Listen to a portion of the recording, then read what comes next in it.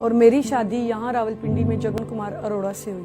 Partition के time हम लोग नहीं गए पाकिस्तान से, इसलिए कि मेरे दादाजी ने बोला कि नहीं, ये ज़मीन तो हमारी है, ये पाकिस्तान बेशक हो लेकिन ये हमारी ज़मीन है, अपनी माँ है हमारी, अपनी माँ को तो कोई नहीं छोड़ सकता। इधर से मेरे फादर इन लॉ ने भी बोल दिया कि मैं भी नहीं जाऊँगा। इस पूरे एरिए में सिविल लाइंस में हम लोग अकेली हिंदू फैमिली हैं। हमारा अड़ोस पड़ोस कोई भी और फैमिली नहीं है सिवाय मुस्लिम्स के। जब हमने यहाँ पे शिफ्ट होना था, हम लोग लालकुर्ती से यहाँ पे शिफ्ट हुए आज से 15-16 साल पहले। जिस वक्त हमारी यहाँ पे गाड़ी आके रुकी हमारे गेट के आगे, तो हमारे राइट लेफ्ट में सब मुस्लिम्स, लेडीज, जेंट्स, बच्चे सब खड़े थे ये देखने के लिए हिंदू कैसे होते हैं। हमारे लिए वो लम्हा बहुत मजे का था और मुझे वो लम्हा कभी जिंदगी में भूलेगा नहीं। सारा मोहल्ला आया हमें मिलने के लिए, सब आए इसलिए कि हम लोग हिंदू थे।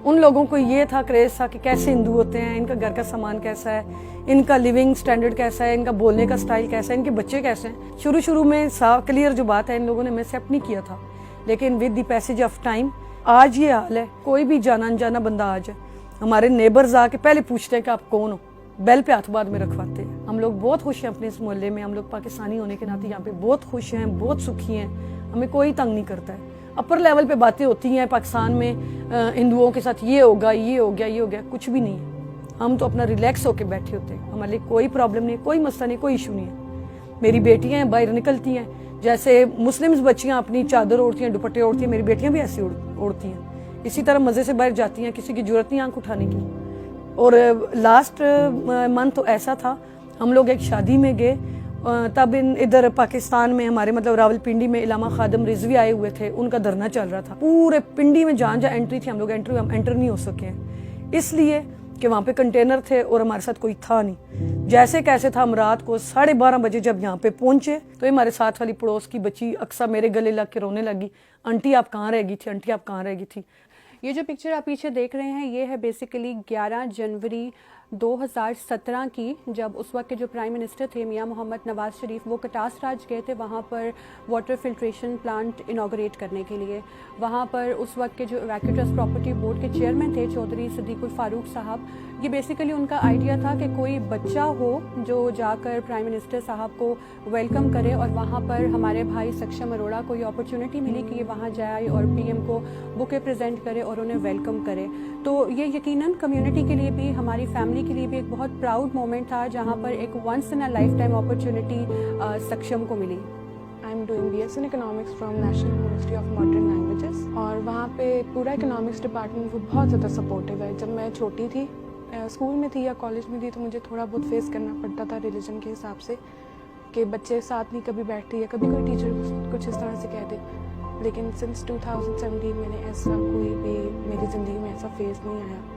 इवन जब वहाँ पे टीचर्स को भी पता चला था कि मैं हिंदू हूँ तो दे वर वेरी सपोर्टिव, एंड मेरे क्लास जो है एवरीवन इज़ अमेजिंग। इवन वहाँ पे लड़के भी हैं, लड़कियाँ भी हैं, हम लोग मिल के बैठ के खाते हैं, पीते हैं, घूमते हैं। और मेरी जो बहुत ज़्यादा क्लोज हैं वो 2 लड़कियाँ हैं, और हम लोग का ये हाल होता है कि हम लोग एक ही बर्तन में खाते हैं, एक ही चम्मच से इवन खाते हैं, और कभी भी हमने कोई फ़र्क नहीं किया। कभी मुझे ये चीज़ फेस ही नहीं करनी पड़ी, ऐसा फील ही नहीं हुआ कि हम लोग 2 डिफरेंट कम्युनिटीज़ से हैं, 2 डिफरेंट रिलीजन से हैं। ऐसा लगता है कि हम लोग बिल्कुल एक ही कम्युनिटी से, हमारा एक ही रिलीजन है, इनफैक्ट हम लोग सिस्टर्स हैं, ऐसा फील होता है। व्हेन आई स्टार्टेड इंटर तो that was a government college. वहाँ पे हमारी एक उर्दू की टीचर थी, उन्होंने एक दफ़ा क्लास में कुछ इस तरह के रिमार्क्स पास किए थे, and I was very hurt.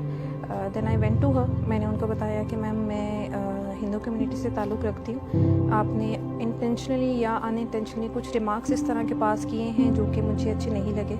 तो शी अपोलोजाइज टू मी, और उसके बाद 2 साल तक मुझे इस तरह का कोई इशू नहीं हुआ।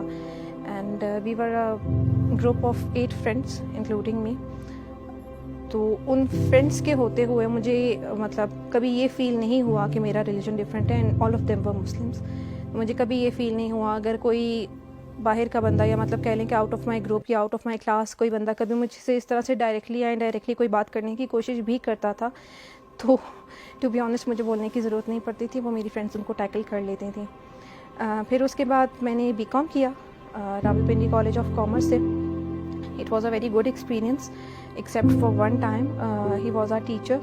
1-2 दफ़ा क्लास में ना he pointed out some things like this तो आई गॉट क्वाइट, मैंने उनको जवाब नहीं दिया। फिर लास्ट टाइम जब हुआ तो आई डोंट नो उनको अचानक से उस दिन क्या हुआ था, he came to the class and he started talking to me about my religious matters, कि आप लोग ऐसा क्यों करते हैं और ऐसा क्यों करते हैं और ऐसा क्यों करते हैं, and that was very insulting. मतलब उनकी जो टोन थी दैट वाज वेरी इंसल्टिंग।